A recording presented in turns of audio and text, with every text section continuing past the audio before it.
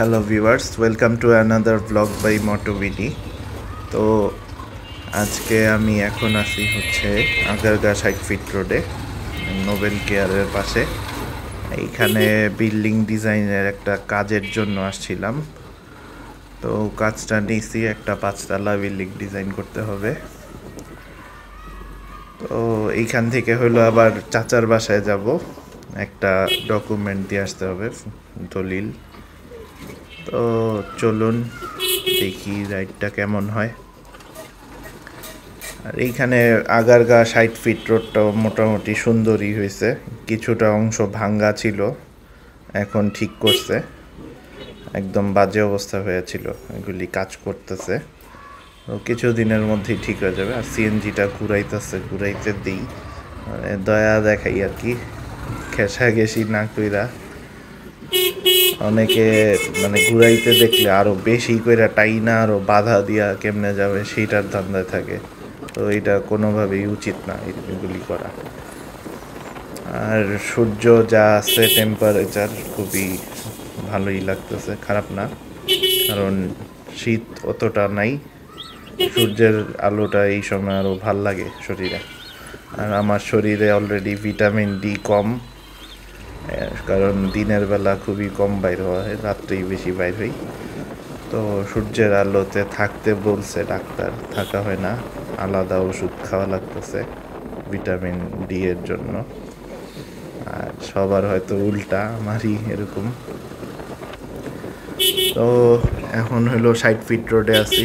আগারগাঁও খুব ভালো একটা এলাকা হইতেছে, কারণ এখানে অনেক সরকারি অফিস আছে। তো সেই হিসাবেও এরিয়া ডেভেলপ হয়েছে, রাস্তাঘাট বড় হয়েছে, এখানে চলাচল করতেও ভালোই লাগে, খারাপ না। কিন্তু ভিতরের সাইডগুলো এখনও চিপাচাপা রয়ে গেছে, এইটাই সমস্যা। এমনি হসপিটাল, কলেজ সবই কাছাকাছি আছে, এনআইডি অফিসও আছে এদিকে বিকালবেলা অনেকে ঘুরতেও আসে, কারণ ওই ফুচকা টুচকা হাবি জাবি পাওয়া যায় রাস্তার পাশে। তো ওগুলিও ট্রাই করে অনেকে, স্ট্রিট ফুড। আমি কম আসি আর কি এই সাইডে, আসলে আর কি হয়তো থামি। আর বাইক ওইভাবে টানতে সাহস হয় নাই, যে ট্রাক সেল কত সিরিয়াল, মানে এক হিসাবে যতটুক যাই আছি অনেক ভালোই আছি। এই লোকে কি করলো, ফুটপাথ থেকে রং সাইডে উঠে দিল বাইকটা, সোজা ডানে যাবে সে, অথচ বামের উল্টা সাইডের ফুটপাথ থেকে নামলো। আর এই রোডটাও খুব সাবধানে চালাইতে হয়, এই রোডটা অনেক বড়, কিন্তু এই গণ্ডমূর্খ অজ্ঞ মানুষদের জন্য অ্যাক্সিডেন্ট হয়, প্রচুর অ্যাক্সিডেন্ট হয় এই রোডে। কারণ স্পিড উঠান যায়, এই যে রিক্সা, সে যদি একটু এদিক ওদিক করতাম, আমিও হয়তো মানে কন্ট্রোল করতে পারতাম না যদি উল্টাপাল্টা করতো। কারণ ওরা পায়ের রিক্সা এগুলি উল্টাপাল্টা টানে, বুঝে না, ওরা ভাবে যে দুনিয়া ওদের মতো স্লো। তো কিচ্ছু করার নেই, মানে অ্যাক্সিডেন্ট একটা হইলে মানে কার কাছে বিচার দিব বা প্রুফ দেখাই বা কী হবে, ক্ষতি তো আমার যা হওয়ার হয়ে যাবেই। তো এই জন্য ওগুলি নিয়ে আসলে এই আর্গিউ করার চেয়ে অ্যাভয়েড করাটা বেটার। কারণ নিজের ক্ষতি হলে এটা কখনো কেউ পোষায় দিতে পারবে না, কোটি টাকা দিয়েও পারবে না। আর আকাশও সুন্দর আছে আজকে, ভিউ খুব ভালো, সানি ডে। তো সিগনালে এখনো পড়ি নাই, দেখি পুরা রাইডে পড়ি নাকি।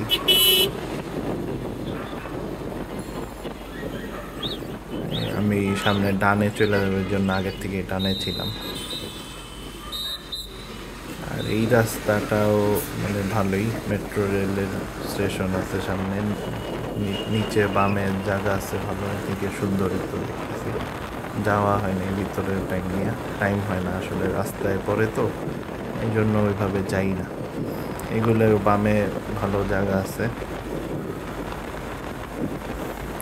আর ডানে তো এই সংসদ ভবন সামনে, তারপরে এগুলিও ভালো স্পেস, সুন্দর। সামনে চিন্মৈত্রী সংসদ ভবন পড়বে। আমি এবার বিজয় সরণি র্যাঙ্কসের দিক দিয়ে চলে যাব। ওদিক দিয়ে হলো মালিবাগ যাওয়াটা সহজ হবে। আর অন্য সাইড ফার্ম গেট বা কারওয়ান বাজার ওগুলি গাদাগাদি হবে। এদিক দিয়ে যাইতে মজা আছে। আর বিজয় সারণী রোডটাতে ওইখানে বাইক নিয়ে মজা আছে, গাড়ি নিয়ে আবার মজা নেই, কারণ গাড়ি হইলো ঘন্টার পর ঘন্টা আটকে থাকবে। আর মোটো ব্লগ দেখতে আসলে ভালোই লাগে, আমার নিজেরও মাঝে মধ্যে ভালোই লাগে, দেখি রাস্তা দেখা হয় আর কি সবসময়। আর ফ্যামিলি আর যেসব রাস্তা নিজের পরিচিত সেগুলি দেখতে ভালোই লাগে, সেগুলির অবস্থা। আর এখন তো অনেক চেঞ্জ হইতেছে, তো সব কিছুই মানে অনেক সময় পরিচিত রাস্তাগুলো চেনা যায় না, কারণ এত চেঞ্জ ডেভেলপমেন্ট রেগুলার হচ্ছে যে বোঝাও যায় না। অনেক রাস্তা দেখলে নতুনই মনে হয়। এই যে এখান থেকে এই যে প্লেনটা, এটাও একটা সুন্দর ভাস্কর্য। আর এদিক দিয়েও মানে আসলে গাড়ি নিয়ে ঢাকা শহরে চলাচল চিন্তাই করা যায় না। ফ্যামিলি নিয়ে বাইর হইলে ঠিক আছে, কিন্তু এছাড়া আসলে বাইক ছাড়া অচল। আর এইসব লাইনে তো বাসের রুটও তেমন নেই, তো বাস যেখানে নাই সেইখানে একমাত্র বাহন বাইকের। এই যে চিপা দিয়া ঢুকা যাবো, চিপা দিয়া চলে যাবো, সবাই দাঁড়ায় থাকুক কিন্তু আমি দাঁড়াবো না। এমন না যে গাড়ি টাড়িতে বসা খাওয়ায় খাওয়ায় চালাইতেছি। কয়েকটা পাঠাও ড্রাইভার আছে, উঠি মাঝে মধ্যে যখন বাইক ছাড়া যাই, তো তখন দেখি যে গাড়ি টাড়ি লুকিং গ্লাস, বডির সাথে লুকিং গ্লাস ঘেঁষায় ঘেঁষায় যায়। মানে এইগুলি গাড়িওয়ালারা কিছু বলে না, এই কাজটা আমার সাথে করলে হয়তো মারামারি লেগে যেত।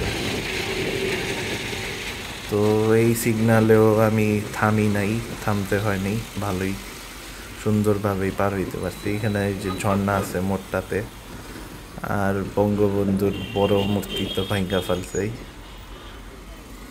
গরিবরে 2 টাকা না খাওয়াইয়া মূর্তি বানায়।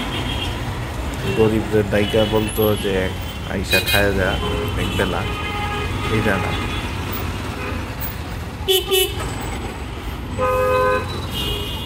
আর এদিকে হলো ফ্লাইওভারটাতে উঠবো সোজা, ওদিক থেকে তেজগাঁও নেমে দেবো। তেজগাঁও থেকে হলো সহজে ডানে গেলেই আগান যাবে। আর এই রোডটা তো আসলে ওয়ান ওয়ে, তো অনেক দীর্ঘ লাইন ডান দিকে, অনেক লং লাইন। এই ডানের লাইনে এই রাস্তাটা পার হইতে আধা ঘন্টা 2-3 সিগন্যাল লাগিয়া যায় প্রাইভেট কারে। এই যে এখনো লাইন শেষ হয় না ডান দিকের, এখনো শেষ হয় না। এই যে এবার শেষ হইল। এইখানে বাইকেও মনে হয় 1 সিগন্যালে পড়তে হয় যাওয়ার সময়, মানে আসার সময় আর কি। এখন তো যেতেছি। আর এলিভেটেড এক্সপ্রেসওয়েতে আমার হিসাবে বাইক চালু করে দেওয়া উচিত, কারণ গাড়ি তো অতটা প্রেশার নাই, লোড নাই রোডে। তো এলিভেটেড এক্সপ্রেসওয়েতে বাইক যাওয়া আসা করতে দিলেও ভালো হয় হিসাবে। লেন হয়তো একটু মাইনা চললে, নিয়ম করলে হয়ে যাবে। তো দেখি সামনে হয়তো দিতেও পারে। আর এলিভেটেড এক্সপ্রেসওয়েতে ওই টেসলার নতুন গাড়ি আসছে, সেইটা দিয়ে চালাইছিল, মানে ড্রাইভার ছাড়া আর কি। ওই টেকনোলজি, ওই গাড়িও বাংলাদেশে যে আসছে, ওইরকম টেকনোলজি ড্রাইভারলেস। সেই হিসাবে আমরা অনেক পিছায়, আমরা তো একটা বাইক নিয়ে করে আছি। এই রোড থেকে নামার সময় মজা আছে, মানে নামার সময় হলো বাম দিকে থাকলে, আর ইঞ্জিন অফ করে দিলেও চাইলে কিন্তু যাওয়া যায়। ইঞ্জিন অফ করে ছেড়ে রাখলেও কিন্তু বাইক এমনি এমনি নিচে চলে যাবে আস্তে আস্তে। বেশি হেভি ট্রাফিকে ওরকম করি, ইঞ্জিন অফ করে দিই, আবার যখন নিচে নামি তখন স্টার্ট দিলি, যেহেতু সেলফ আছে। আর এমনি ফুয়েল বাঁচানোর জন্য 1 মিনিট এর বেশি যদি ইঞ্জিনে কাজ না থাকে তাহলে অফ করে রাখলে ভালো, মানে তেল সেভ হবে। এছাড়া যদি অল্প টাইম হয় তাহলে দরকার নেই। আর এখন তো রানিংয়ের উপরেই আইসা বললাম, ডানে চলে দেখি। আর আর এই মোড়গুলাতেও ইদানিং ডেভেলপমেন্ট করতেছে, মানে ব্যারিকেড টেরিকেড হাবি জাবি দিয়া এখানে জ্যামটা একটু কমছে, মানে বুদ্ধি করে দিছে, মানে এটা মানতে হবে। আর মানিক মিয়া রোডের সামনে আড়ংয়ের সামনেও দিচ্ছে ব্যারিকেড। তো ইউটার্ন একটু ঘুরে নিয়ে আসতে হয়, কিন্তু জ্যাম হয় না, এই এক হিসেবে অনেক ভালো। ধানমন্ডি 27 ওই সাইড আগে জ্যাম হয়ে থাকতো পুরা মোড়টাতে, তো সেই হিসাবে এখন কম। আর এইখানে ইউলুকগুলোও সুন্দর করছে। আমার লুকিং গ্লাসটা একটু লুজ, এটা ঠিক করতে হবে, টাইট দিতে হবে, বাতাসে আর কি সরে দেয় ব্যাপার, এই জন্য ঠিক করতে হইতেছে। লুকিং গ্লাস পারফেক্ট না থাকলে খুব সমস্যা। আর ওয়াইড অ্যাঙ্গেল মিরর দুইটা লাগাই নিব আমি, আছে আমার কাছে, আনতে হবে। তো ওগুলি লাগাই নিলে ভালো একটা ভিউ পাবো, দুই দিকের পুরা রাস্তার আইডিয়াটা পাবো, তখন অতটা সমস্যা হবে না, মানে আরও বেটার চালাইতে পারবো, আরও সুন্দরভাবে দীঘা ডানেভাবে নিতে পারবো। এখন তো একটা নির্দিষ্ট পরিমাণ জায়গা দেখা যায় খালি এই লুকিং গ্লাসে, এর চেয়েও বাজে লুকিং গ্লাস আছে বাংলা যেগুলি, ওগুলিতে কিচ্ছু দেখা যায় না, মানে আধা মাইল দূরে একজনের একটু মুখটা দেখতে পারবো, কিন্তু রাস্তা পুরাটা কিচ্ছু দেখা যায় না। তো আজকে এই পর্যন্তই, আর নেক্সট ভিডিওতে আরও এরপরে হইলে রাইড থাকবে। তো আশা করি সবাই ভিডিওটি এনজয় করেছেন, রাইডটি এনজয় করেছেন। তো টিল দেন সি ইউ।